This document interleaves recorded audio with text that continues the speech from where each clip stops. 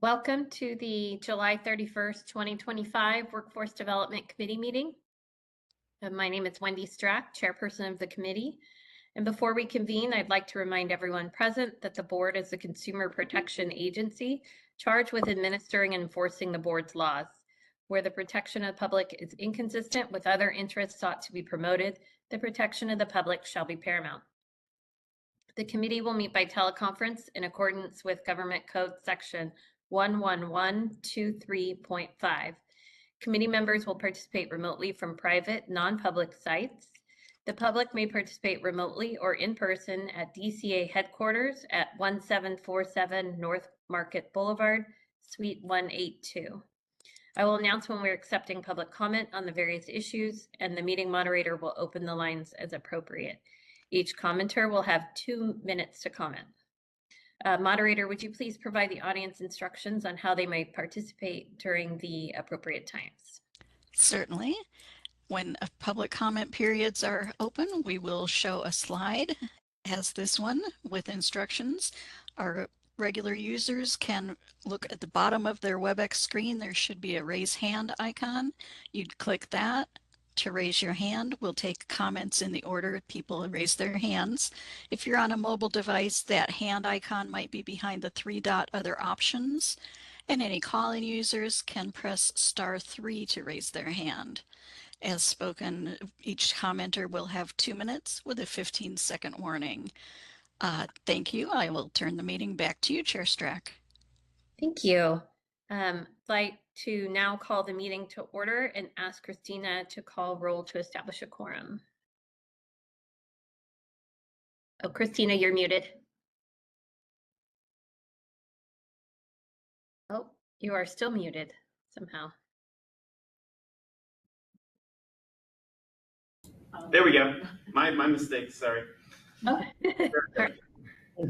Hi, Rachel Lanzoni, our budget analyst, is training with me today, and she's going to take over all of the votes and the roll call this afternoon. Here's Rachel. Hi, good to be here. So for the roll call, Wendy Strack. Present, public member. Dr. Nicholas Boyd. Present, LPCC member. Justin Huff. Present, LMFT member. Eleanor Arib. Present, LCSW member. Dr. Annette Walker. Present, public board member. We have a quorum. Thank you. And board staff, would you guys please introduce yourselves as well? Good afternoon. Steve Sodergren, Executive Officer of the board. Rosanna Helms, Legislative Manager for the board. Christy Berger, Regulatory Manager for the board. Marlon McManus, Assistant Executive Officer for the board. Sarita Risso, Special Projects and Research Analyst for the board. Rachel Lanzoni, Budget Analyst for the board. Christina Kinebra, Administrative Analyst for the board. Sabina Knight, Legal Counsel for the board. Okay. That's it. All right. Now's the time for the public to introduce themselves if they would like as well. It's completely voluntary. So is there anyone in the in-person audience that would like to introduce themselves? Hello, T. Ezrin, California Association of Marriage and Family Therapists. That's it. And that's it. That's it for in the room? All right. Well, welcome back, Shanti. Thanks for taking with us today. Moderator, is there anyone participating through WebEx? There actually is. Let's see, Ben Caldwell, I'll send you a request to unmute. Thank you. Good afternoon. Ben Caldwell, MFT. Thank you. And it appears that's it. So, oh, just one moment. Kathy, I'm going to send you a request to unmute.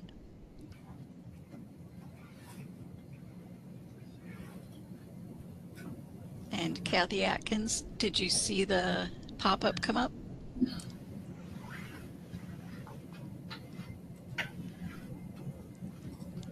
Well, Kathy Atkins has written CAMFT, C-A-M-F-T, after her name, so I believe that is her representation. And I do not see any other raised hands. Turn the meeting back to you, Chair Strack. Okay, great. Thank you. With that, we will move to item 3. Our first agenda item is discussion and possible approval of the April 4th, 2025 Workforce Development Committee meeting minutes. Does any member wish to remove or edit any items on this? Seeing none, do I have a motion for approval? Justin Huft. Motion first. We need public comment. Before. Yes. Motion. Oh, This is Sabina. We have to make sure our motion includes the date of the meeting minutes. Thank you. Justin Huft, I motion to approve the minutes for April 4th, 2025. Good job. And do we have a second? I'll second. Second. Eleanor Reedy. Okay, thank you. Are there any comments in the room? No. Anya? Okay, moderator, do we have any comments online? If anyone has a comment on the minutes or the motion, you may look for the hand icon and click that to raise your hand. And our call-in users can press *3 to raise their hand. Any comments on the minutes or the motion? I see no comments. I can turn the meeting back to you, Chair Strack. Great, thank you. With that, Rachel, will you take the vote, please? So Dr. Nicholas Boyd, Abstain. Justin Huft, Yes. Wendy Strack, Yes. Eleanor Uribe, Yes. and Dr. Annette Walker. Yes. Motion carried. Thank you. Moving on to discussion item 4, the education survey for educators and associates results. Rita, I think you're providing us with an overview on this one. Yes. So at the Workforce Development Committee meeting, the previous meeting back in April, staff proposed conducting anonymous surveys to gather input from educators, students, and registrants. The purpose of the surveys is to gather input on the current education and practicum requirements for LMFTs and LPCCs, and to provide feedback to the committee for further discussion of the board's education requirements. The anonymous surveys, one for educators and one for students and registrants, were distributed in May 2025. So I'm just going to go over just a brief overview of the results from each survey. First, the Educator Education Requirements Survey. This anonymous survey consisted of 27 questions for LMFT and LPCC educators to collect general demographic information. And the questions were to gather respondents' perspectives on the current education requirements for licensure, practicum or field experience components, student preparation for clinical practice and student preparation to serve diverse populations, and also to gather respondents' perspectives on their educators' knowledge of barriers students experience or have experienced in securing a practicum site. As of June 3rd of this year, 35 participants took part in the survey. The majority of the participants, which is approximately about 83%, identify as an educator and a faculty member. Also among the 35 participants, 40% hold AMFT or APCC supervisor roles, and about 29% serve as clinical training directors. Most of the participants work in private universities, while about 23% were employed at public universities. And additionally, 89% of 35 respondents indicated that their school offers an LMFT program, and about 83% of 29 respondents stated their school has an LPCC program. The notable survey results can be found in attachment A of the memo. Do you note that some of the survey results with questions that prompt for open responses and comments are not included in the attached, but notable responses and comments will be further discussed and summarized. So one of the questions that were proposed to the educators for LMFT and LPCC educators They were asked to provide their thoughts on whether they believe the current requirements for licensure prepare students for clinical practice in the state of California. A sliding scale from 0 to 100 was presented with the survey questions, with 0 being do not prepare, 50 being somewhat prepared, and 100 being fully prepared. So the responses among LMFT and LPCC educators averaged to about 66, which indicates that the current requirements for LMFT and LPCC licensure somewhat prepare students for clinical practice. Regarding educator thoughts on student preparation to serve diverse populations, these are diverse populations serving clients, LGBTQ clients, ethnic minority clients, racial minority clients, and rural clients.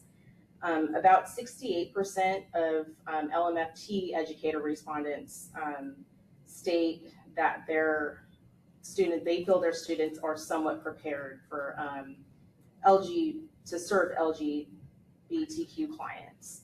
And there's also a chart included in the memo that shows the LMFT educator responses too, for students serving the same diverse populations. So among LPCC educator responses, they kind of feel the same way in regards to their students being somewhat prepared to serve LGBTQ clients, racial minority clients, and rural clients. The responses kind of vary in between their thoughts of whether they're fully prepared to serve the diverse populations. But notable responses in this question area show that there is about 48% of LMFT educator respondents and 29% of LPCC educator respondents that feel their students are not prepared to serve rural clients. And moving on to the student and registrant education requirements survey. This survey consisted of 14 questions to collect also general demographic information and to gather the respondents' perspectives on preparation for licensure, practicum access and experience, and instructional content coursework. The same date as of June 3rd, 2025, 214 participants took part in the survey. About 33% of the 214 respondents, participants identify as LMFT graduate. This is before the year 2021. 29% of participants identify as LMFT graduate between the years 2021 and 2026. Participants also identified their status as current LMFT and LPCC student, current dual track students for both LMFT and LPCC, and LMFT and LPCC graduate between the years of 2021 and 2026, LMFT and LPCC graduates before 2021, as well as dual track LMFT and LPCC graduates before the year 2021. And again, the results to the student and registrant education result or survey can be found in attachment B. And similar to the previous survey, some of the survey results with the questions that prompt for open responses and comments are not included, but I will be summarizing those further. Student preparation for clinical practice. Students and registrant survey participants were asked whether they feel their education is adequately preparing or has adequately prepared them for clinical practice. A sliding scale from 0 to 100 was presented with this question, with 0 being not prepared and 100 being fully prepared. Responses among the student and registrant participants averaged to 75, indicating the education is or has fully prepared students and registrants for clinical practice.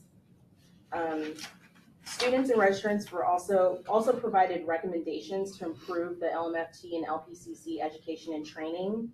So these are just like a summarization of the commonly stated recommendations in following areas such as compensation and financial support. Many respondents stated the need for paid practicum positions and better paid postgraduate placements. They also cited improvements in supervision and training with improved supervision quality, more consistent and supportive supervision, and better training on clinical documentation and treatment planning.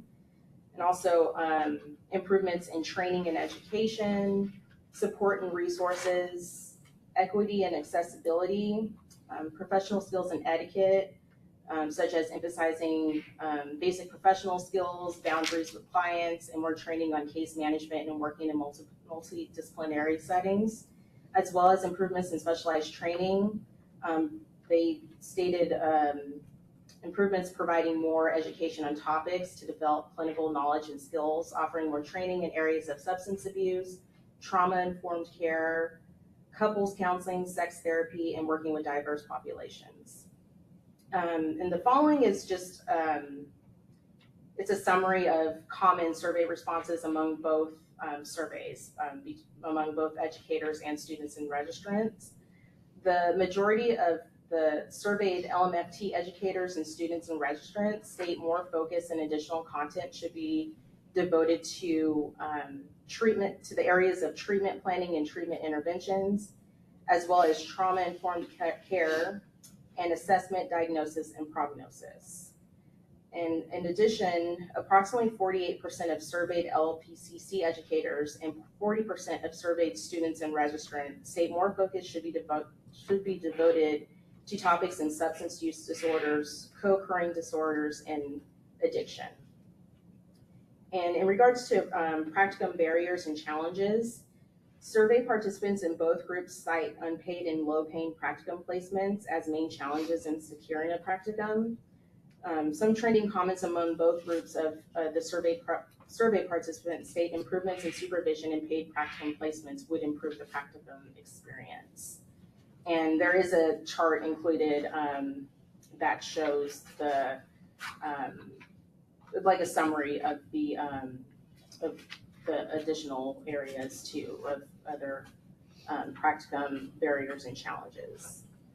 And in addition, comments among students and registrant survey participants mention needed improvements in assistance with finding a site and a need for more training in different modalities, theories, and specific techniques, as well as more hands-on training and preparation for clinical practice. Educator survey respondents commonly mention a need for clearer guidelines on training opportunities and experience that practicum sites should provide to trainees. So our recommendation is to conduct an open discussion regarding the survey results and identify any areas in the results that warrant for further analysis.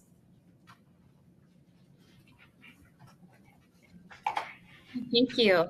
I will turn to my colleagues for any questions or initial comments, observations.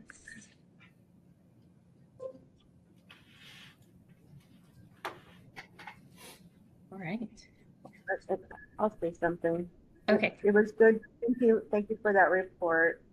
And for the summary. But I was going to say it was good to hear the just the feedback.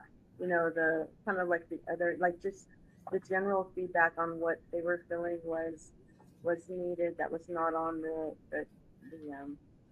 survey. And then you know, so that'll be helpful to get more information and, you know, as far as how we can better help connect people to getting what they need. Especially it sounded like there was some need for rural. I know there was a little slanted because they said it was mostly like public and some other private. So it didn't sound like there was as many public people from universities. Is that correct? So it was more private, I think. Yeah, it was more private. About 67% work in private universities and about 23% were in public universities. Yeah, and that might have been because of the time it was given, right? Because it was during the summer. Good point. So thank you. Thank you. I think unfortunately, the results of much of this is probably not surprising to any of us. The common themes that we hear here at board meetings, I think, are reflected in the survey results as well, that there are challenges financially, there's challenges finding supervising, appropriate quality supervision, the unpreparedness to serve rural communities, I think, plays out in the lack of providers in rural communities. So I think these are unfortunately not surprising results, but I will look around to my other colleagues to see if they have any other observations or comments. Or everybody's feeling kind of quiet today. I mean, we definitely are going to be, I mean, it's a starting, you know, like you said, a lot of these comments kind of echo what we've heard before. So, but definitely as we go through this whole process of looking at education and supervision, we'll keep these in mind to kind of see if we can jump off of those, see if there's any particular items we can look at more clear or more in depth. So. Okay. And Justin, you had some thoughts. And then Dr. Walker. Yeah, I want to second, I appreciate the board conducting this research. I do want to note, though, that there's, 30-something responses, which is like 4/10,000ths of a percent of our population. And so it's almost negligible, the data that we found. And so I would strongly encourage the board to take this with every grain of salt, what these results are showing, because again, we've captured almost 0% of what our licensing population looks like. I think this is a nice start, but I would encourage board members to keep in mind what percentage of the population we're looking at, and I encourage the board to continue conducting more robust data collection. Dr. Walker.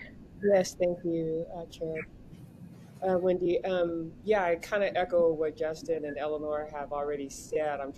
What I would add to it is that I think it was a great survey. The questions that were prompted and it was a great survey to capture some really good information, but like Justin was saying, just the percentages of who, and like Eleanor was saying, who responded and from where, it is a little bit disappointing, but that's, we need to look at the timing of when we issue these surveys and things like that. I know we did the best we could at the time. We approved this and we knew we were moving forward, and I'm happy that we did get this information. We have a lot to work with and a lot of work to do. And Steve, you said we want to just keep this in mind moving forward. I would hope we would do more than just keep it in mind. I'm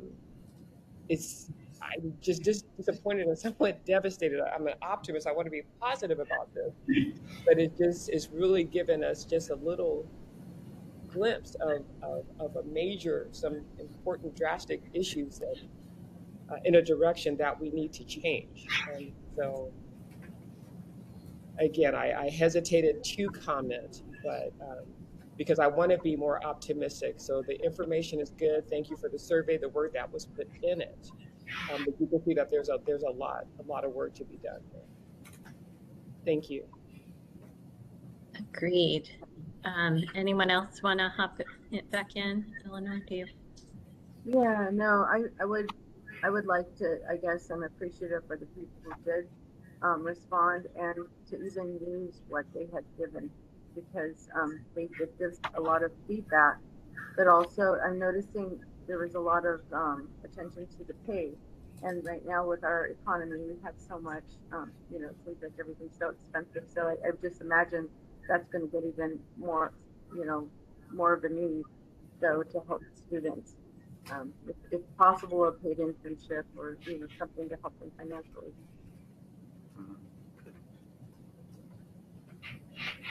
I think that's been an ongoing frustration with the board if we see this need for resources and support, and then some of it sort of falling outside of our purview, but seeing this need. So I think we continue to look for opportunities to make a difference where we can in these areas, and to the extent that we can be creative in order to make some progress on areas where we know there's an issue. I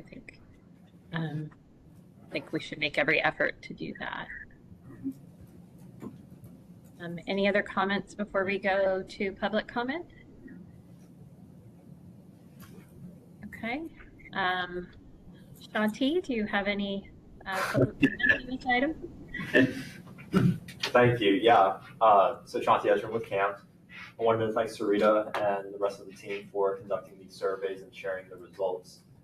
We had a chance to review it and definitely think there's some good data here around some barriers and challenges, which all support things that we hear from our members, like issues with the unpaid and low paying placements and availability of practicum sites, for example.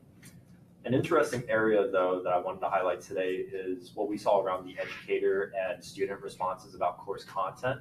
Just reviewing the results, we see that different areas like treatment planning and interventions, trauma-informed care, assessment, diagnosis, and prognosis, and also substance use disorders are all content topics that respondents say need more focus. So we encourage staff to share those results with schools if you haven't already, just to explore ways that maybe they can increase focus on those areas and address any other findings that's in the survey report. And for us at CAMP, I'll just share that we are also looking at these areas to see what trainings and articles and other resources that we can provide the members. So for that, just wanted to thank you again for sharing these very helpful findings. Thank you. Moderator, do we have any participants online that would wish to comment? Thank you. This is the moderator. If anyone would like to make a comment, you may look for the hand icon and click that to raise your hand. And if you are on a mobile device, your hand icon might be behind the 3-dot other options.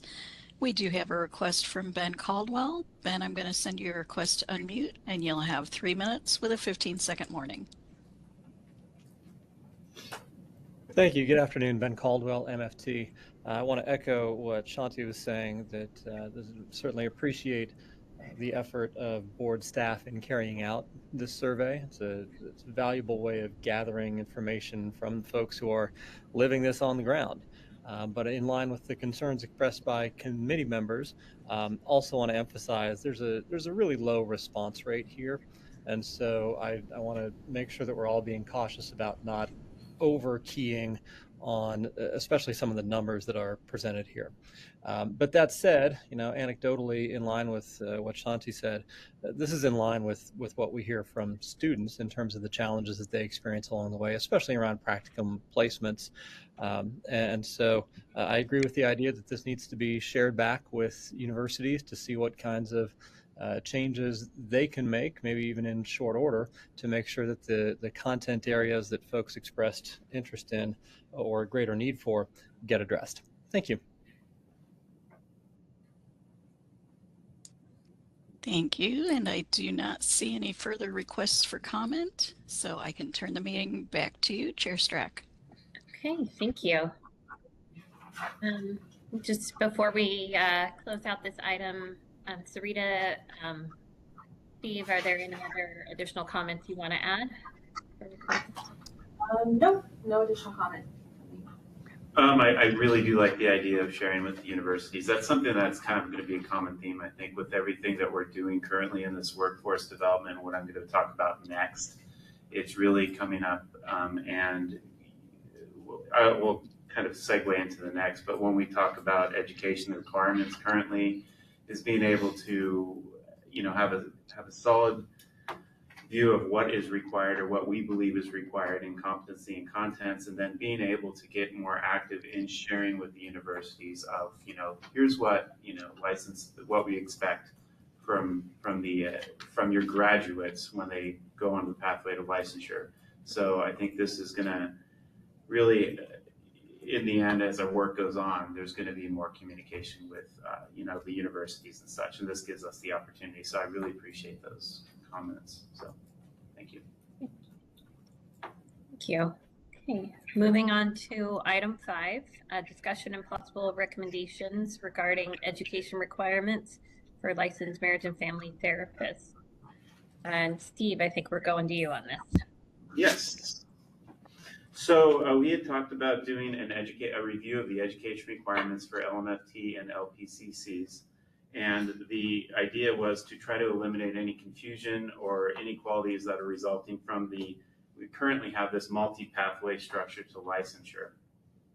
And just as a little background, in 2010, the Mental Health Services Act was passed, and to respond to that, to ensure that the education requirements for our LMFTs at the time, and LCSWs too, I suppose, we changed the education requirements. The MHSA emphasized wellness, client-driven systems, and culturally competent public mental health care.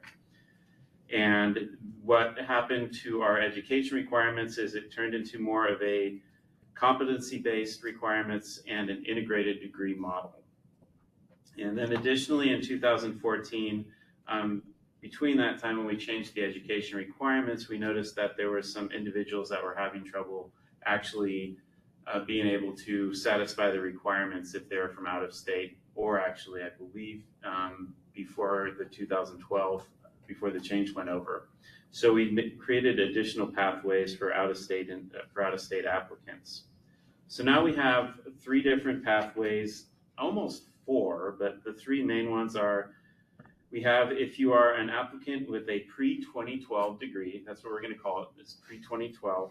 Those are in-state degrees completed by those who began graduate studies before August 1st, 2012.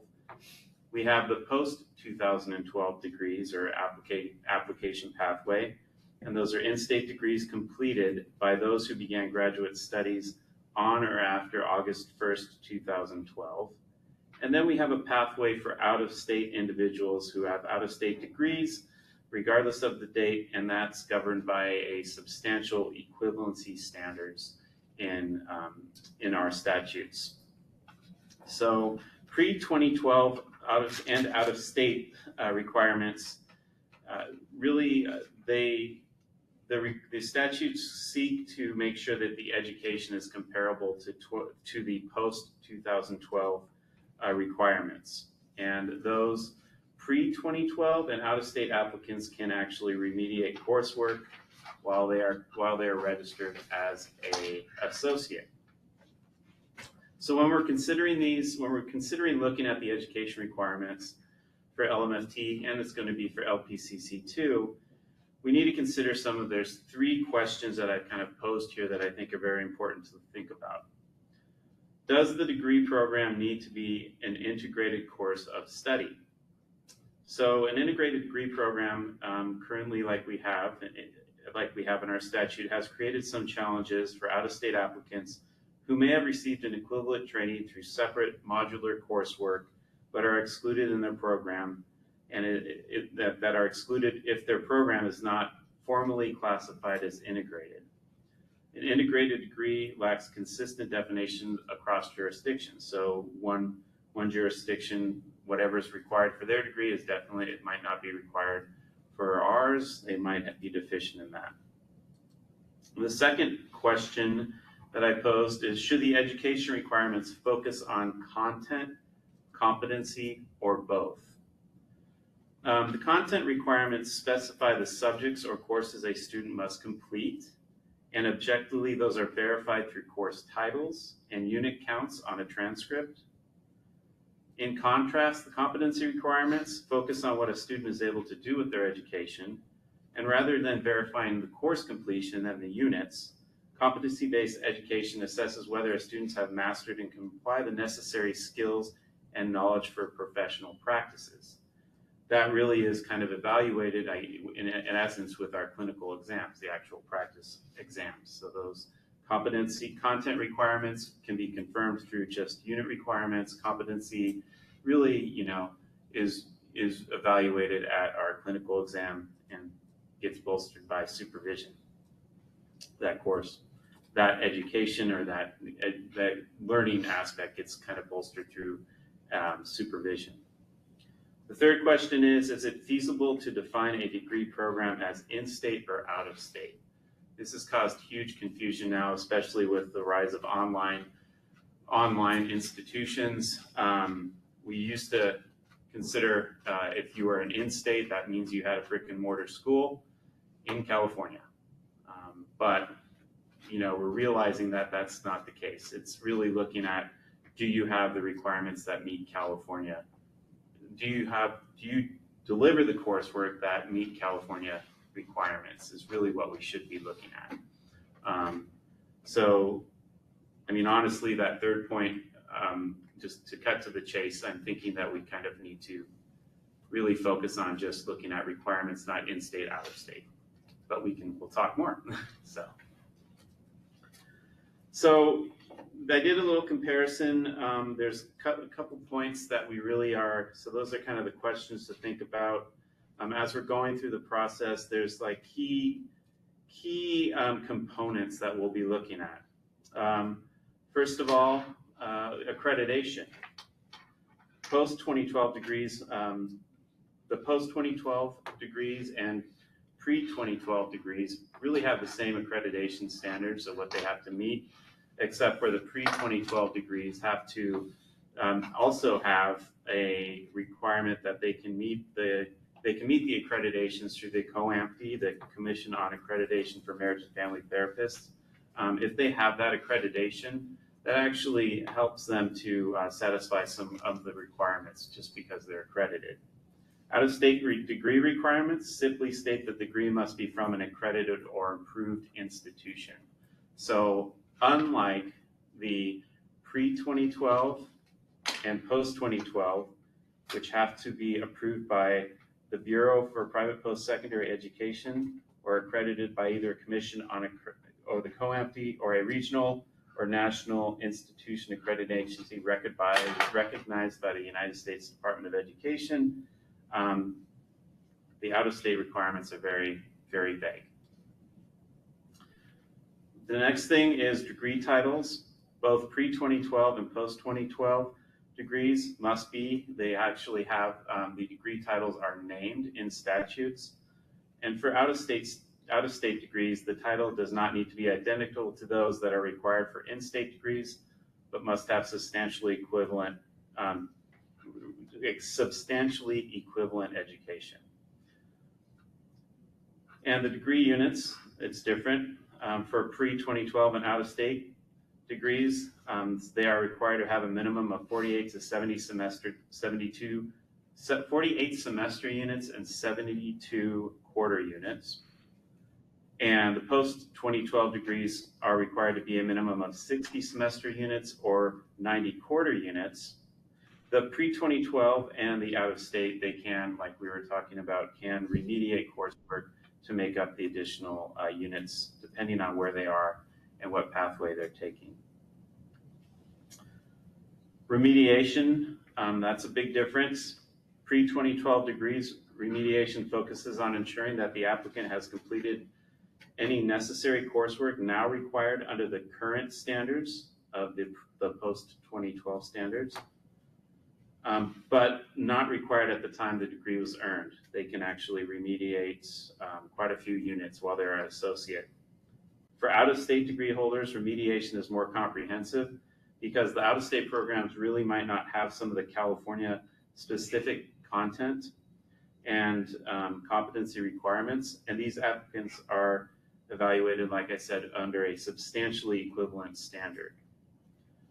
All applicants except the post-2012 degree holders can remediate any gaps in education while as a registrant, but they must complete all the required coursework before applying for licensure.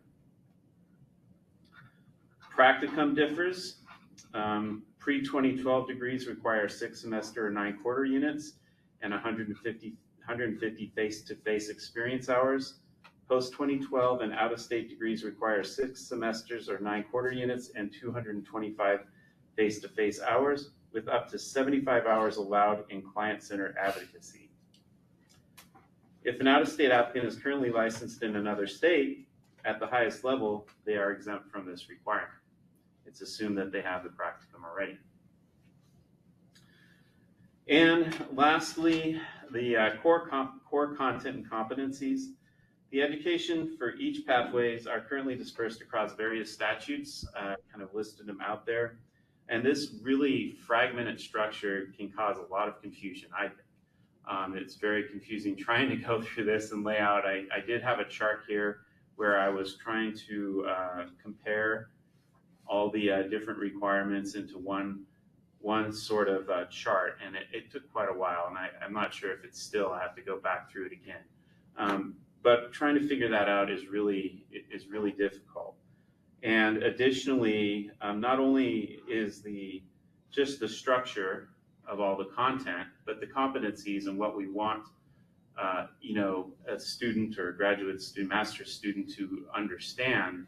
There's various descriptions of, one competency area can be described quite a few different ways depending on which pathway you're going through.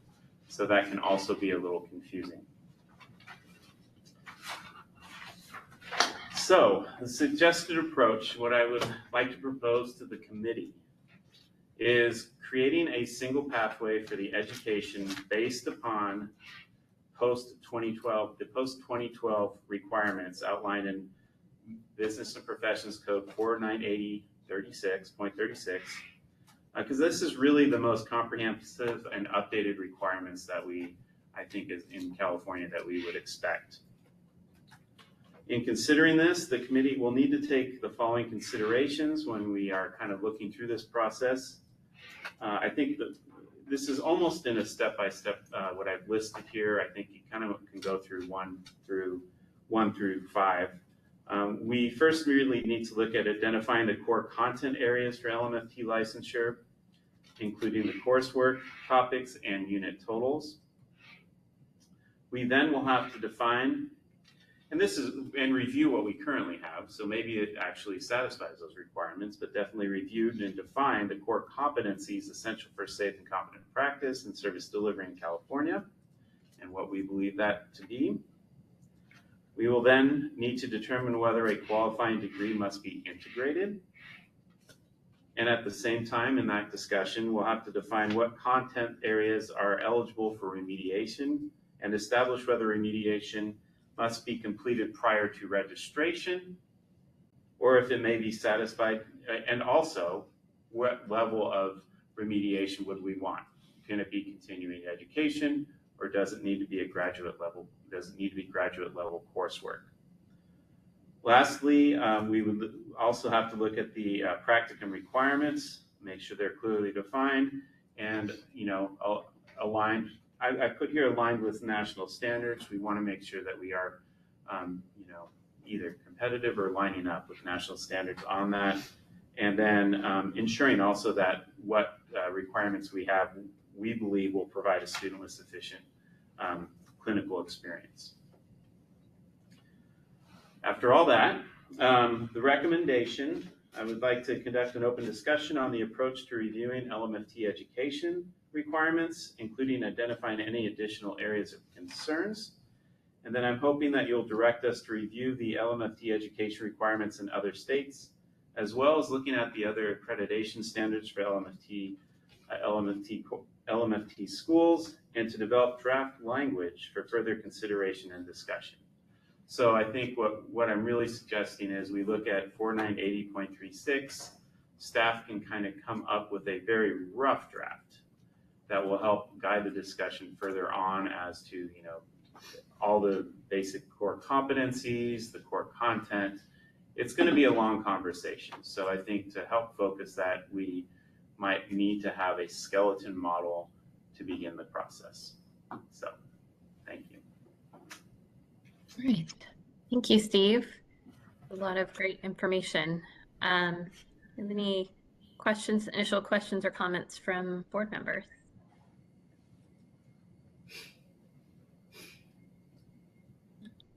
I think we probably have a lot more research to do on this. So if you're looking for direction to look at what other states are doing and to do more research and gather some more information about, where our programs might be falling short, I think we certainly are prepared to offer you that direction today.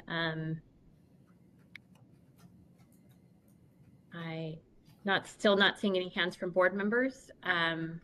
Let's maybe go to our participants in the room. Shanti? Okay. Hello, thank you. Shanti Edrum with CAMP. Steve, thank you so much for the overview. In terms of the suggested approach that you had shared, CAMP is generally supportive of creating a single pathway for LMFT education requirements. I kind of agree with sort of the discussion or lack thereof right now. At this point, it seems like more review is just kind of needed before we start looking at more of the specifics at any language or any proposals.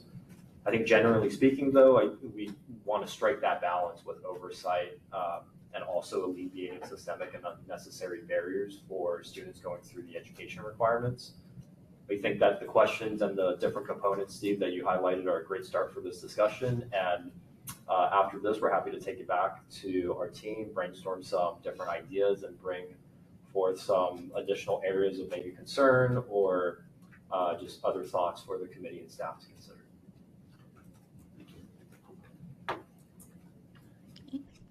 Thank you. Moderator, do we have any comments online? Thank you, we do, but I'll announce again, if anyone would like to make a comment on the issue, you may look for the hand icon and click that to raise your hand. And if you are a call-in user, you can press *3 to raise your hand, and we are putting instructions on the screen. Our first comment is from Ben Caldwell. Ben, I'll send you a request to unmute your mic.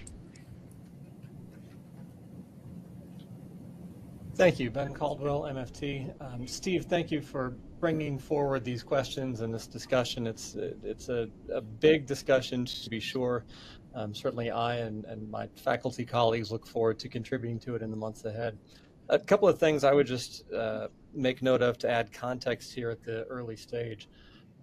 First of all, I think I understand, but I'm not sure I understand what you mean when you refer to competencies in this discussion. It sounds like you may be referring to some of the degree content requirements that are in current law that are not attached to specific courses. And I mention this because competency or outcome-based education takes on a specific and different kind of meaning in educational accreditation processes. I teach for Cal State Northridge, and as an MFT educator, I've long appreciated the board's efforts to give programs flexibility to assign content to different courses, kind of as the program sees fit.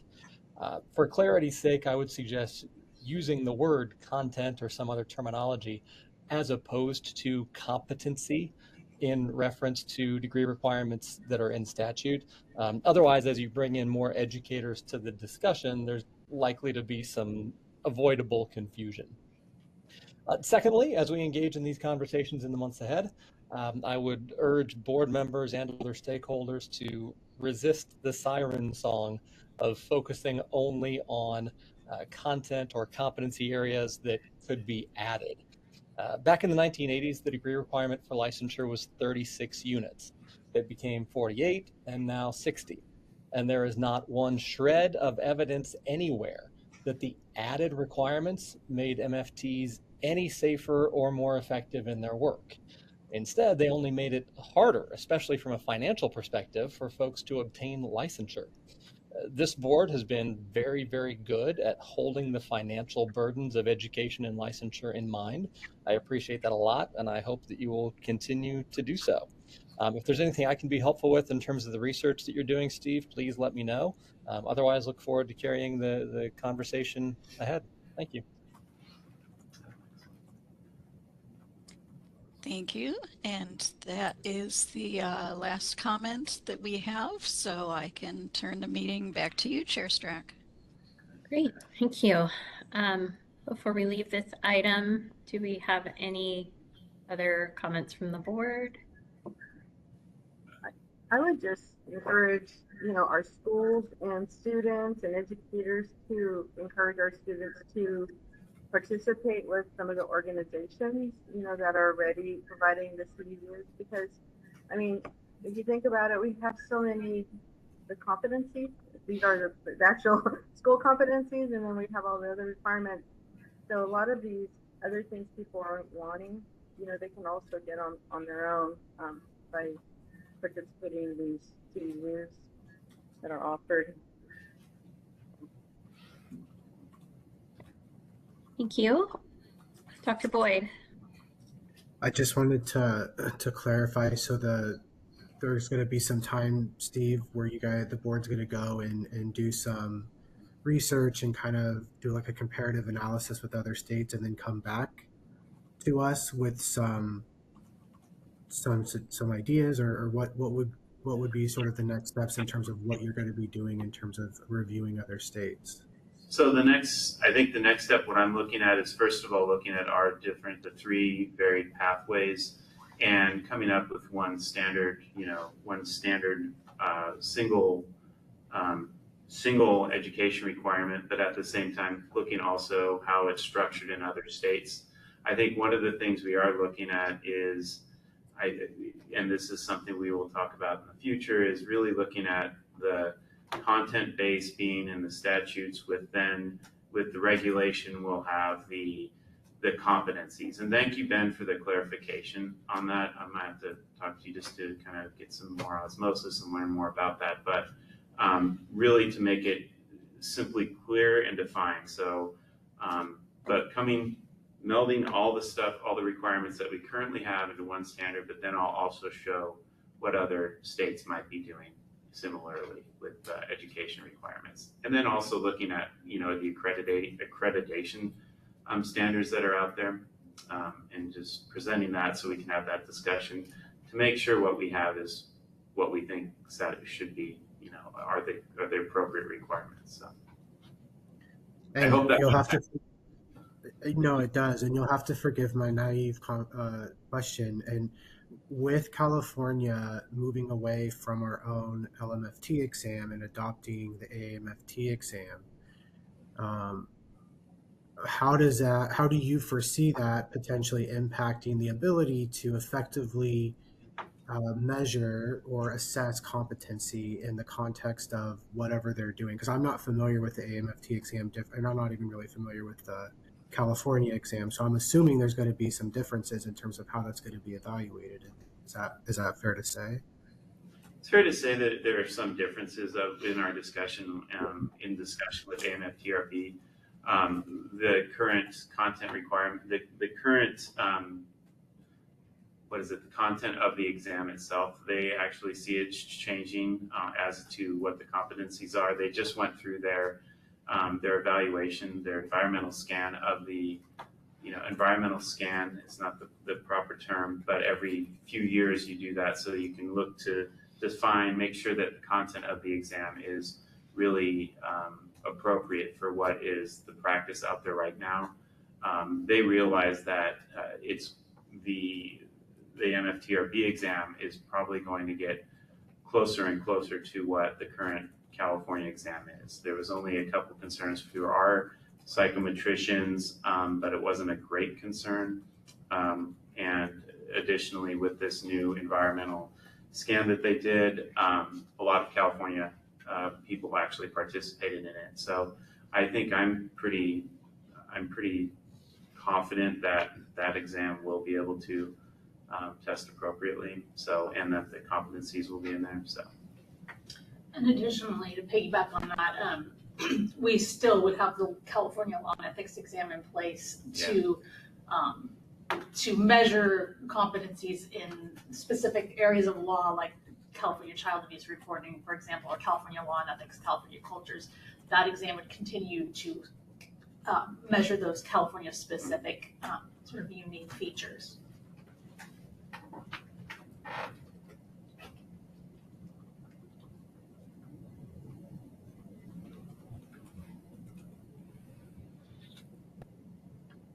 Dr. Walker. Yeah, thank you, staff and Steve, for putting this presentation together.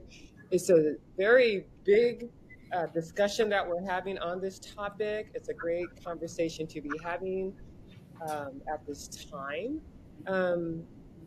I'm also feeling encouraged and stimulated by how, Steve, how you broke it down into bite-sized parts, which I think is very important.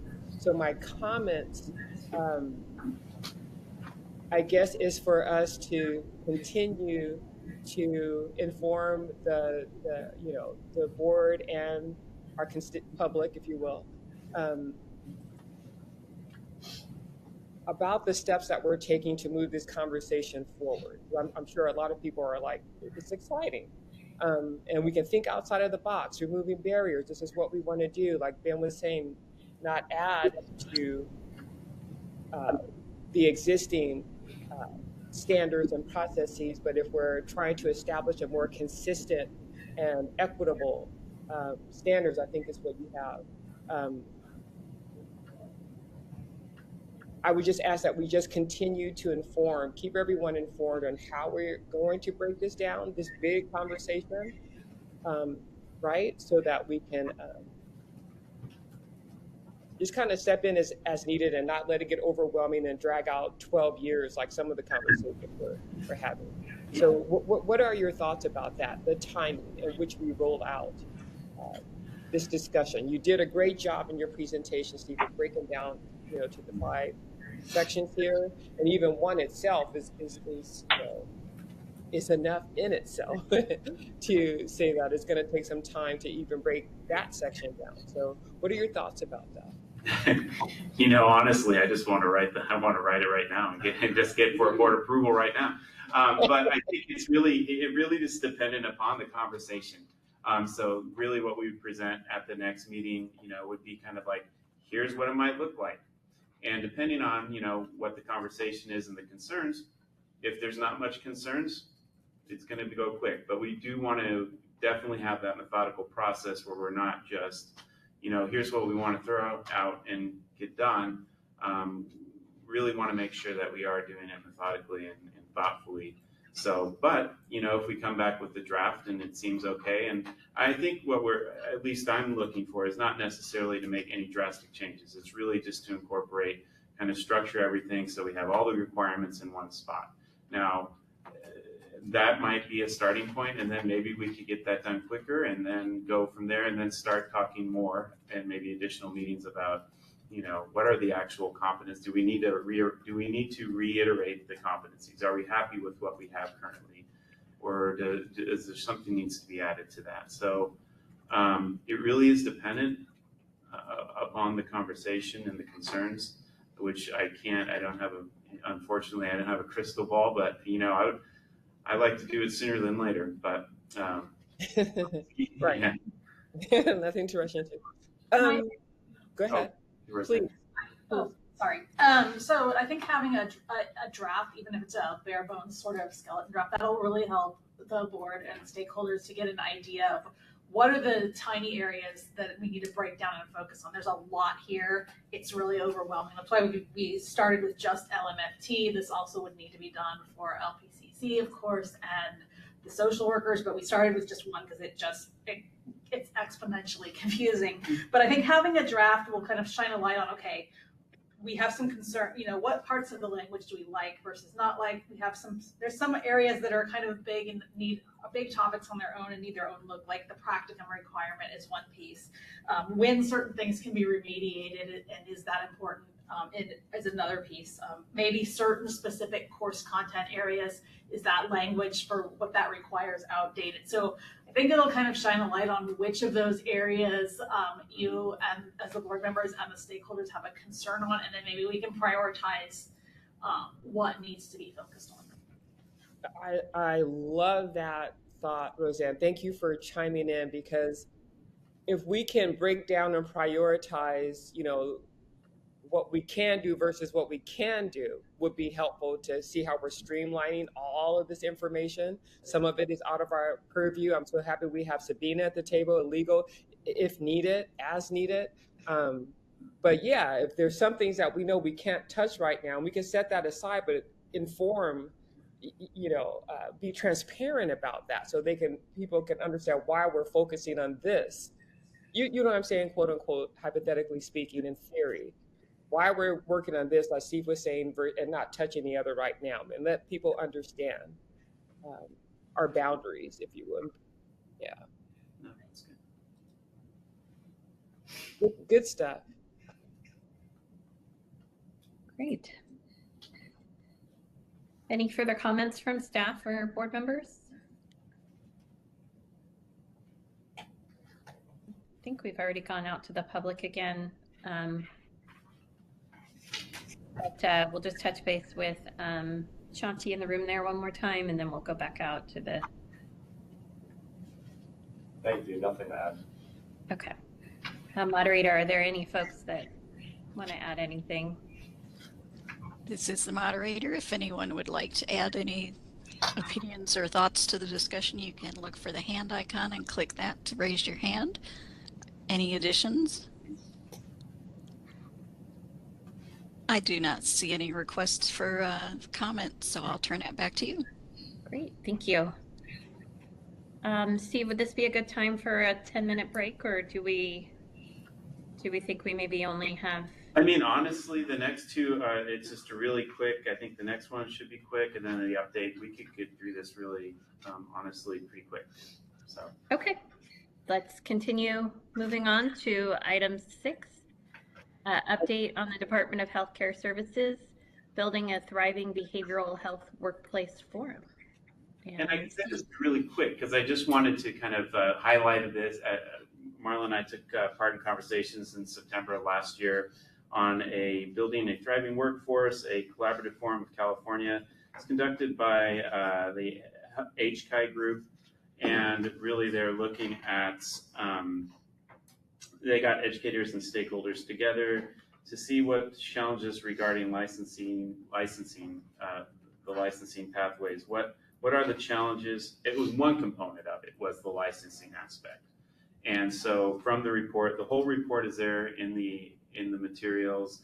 It's kind of interesting to look through. It doesn't necessarily, there's not any, I think the report highlighted some things that are in our purview, but nothing that we haven't heard before. But it's always good to see, that this data is coming through different areas. So it is something to be concerned about. And if you look through it, there's a couple topics. There's credential and licensing, education and training, supervision areas that they're having trouble with, technology and telehealth, learning more and providing more information on how to use technology and the ethical and standards to use that. Talking about stakeholder coordination and policy and advocacy, and then workplace well-being. I would just kind of review, that's the topics that I laid out there. There's some solutions that people have in there, something to look at, and I just wanted to make sure that you all saw this. So you can see that there's other agencies working on this, and I can say that we are actually also involved in other HCI meetings in the Workforce Education and Development group, making our voice heard there and being an expert for them if they have any questions about licensing. And one of the things actually out of there we're we're working on those groups is the portion of supervision and paying and money, because they are looking at how to distribute funds. And so I can say that it looks like there is a concern about making it more affordable for people to get through the licensure process, which we're happy about. So that will be kind of within this whole group. So report's there for your review. I hope you enjoy it. Great. Thank you. Any comments from board members? And Dr. Walker, I don't know if your hand's still up from before or if you had new. I'm so sorry. Oh, that's okay. Seeing no other comments from board members, do we have any public comments in the room? Yes. Hello, Shanti with CAMT again. Steve, thank you for that. I just wanted to come out and say that we are also, CAMT is also engaging on those statewide workforce efforts with HCI and DHCS, and it's great to see that staff is at the BBS is also doing the same.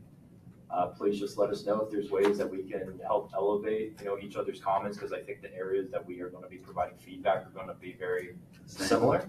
So just wanted to say that we are also involved in those efforts. Thank you. Thank you. Moderator, do we have any folks online who wish to comment? This is the moderator. If anyone would like to comment on the Building a Thriving Behavioral Health Workforce Forum, you can look for your hand icon at the bottom of your WebEx screen or behind the 3-dot other options if you're on a mobile device, and then we'll take comments in the order received. Are there any comments? I do not see any requests for comment. I'll turn it back to you. Thank you. Moving on to item 7, update regarding the Workforce Development Action Plan. Steve, going back to you.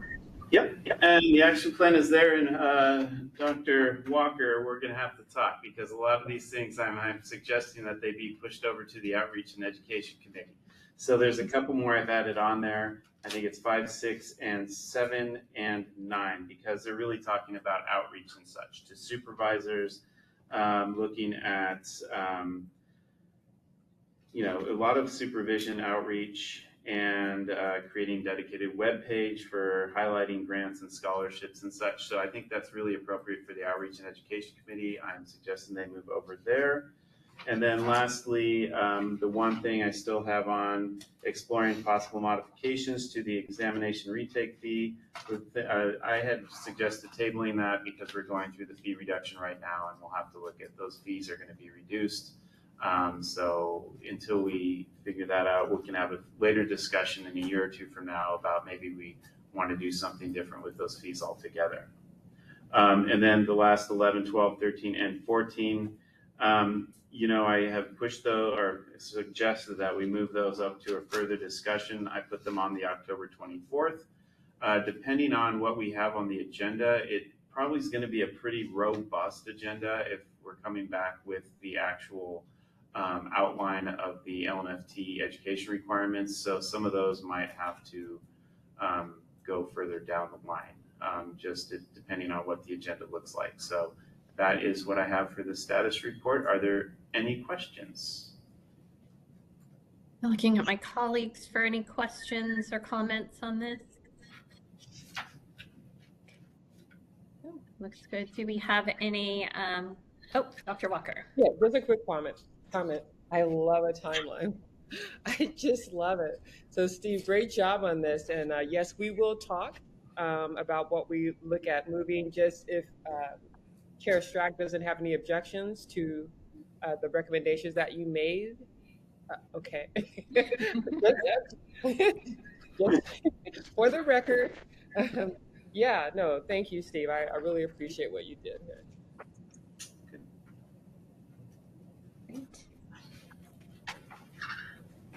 Do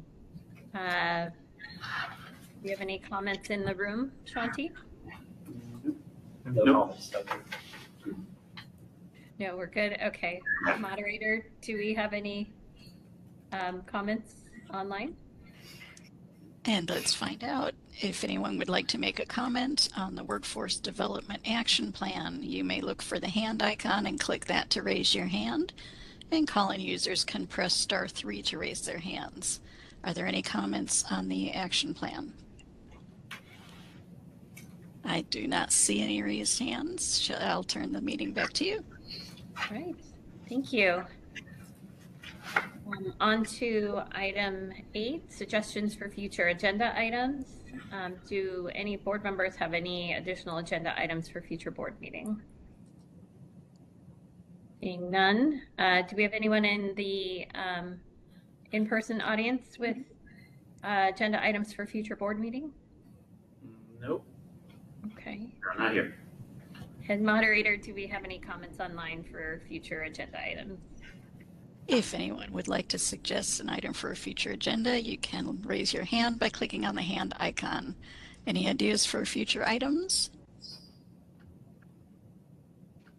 I do not see any raised hands, so I'll turn the meeting back to you. Thank you. That takes us over to item 9, public comment for items not on the agenda. As a reminder, the board may not discuss or take action on any matter raised during the public comment section, except to decide whether to place the matter on the agenda of a future meeting. Do we have any board members with comments for items not on the agenda? Okay, seeing none. Do we have any in-person audience members with comments for items not on the agenda? Not here. Okay, and moderator, do we have any online comments? If anyone would like to make a comment for something that was not on the agenda, you can raise your hand by clicking on the hand icon. Are there any comments that have not been covered? I do not see any requests. I'll turn the meeting back to you. That takes us to item 10, adjournment.